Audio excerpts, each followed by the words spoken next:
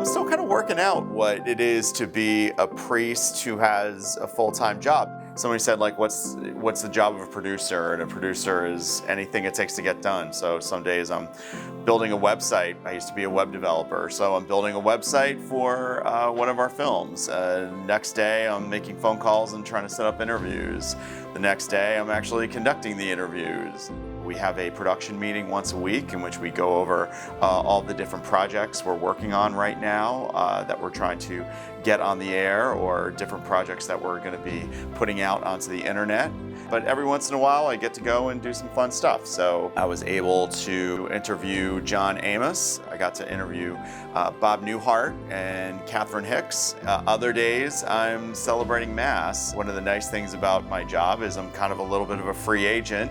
So different churches and different Catholic schools around the city will call me in and ask me to hear confessions, celebrate Mass. So I really try to keep a balance between kind of the so-called work part of being at Paulist Productions, but also keeping my sacramental ministry alive and going.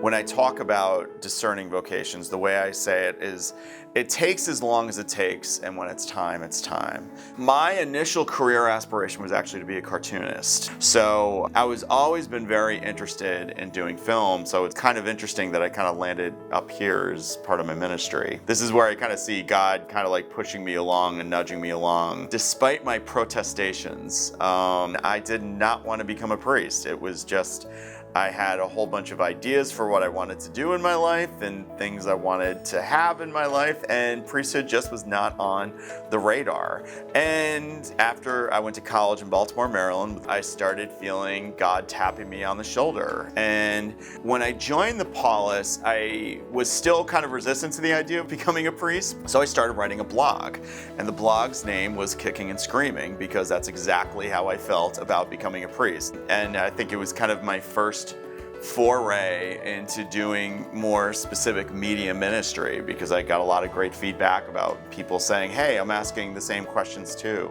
One of the other things that happened during my time in formation was the Paulist Father's 150th anniversary as a community. They wanted to do a mini film that we would show and celebrate the history of the American Catholic Church. And it really gave me a deep appreciation of all the Paulists who had come before us.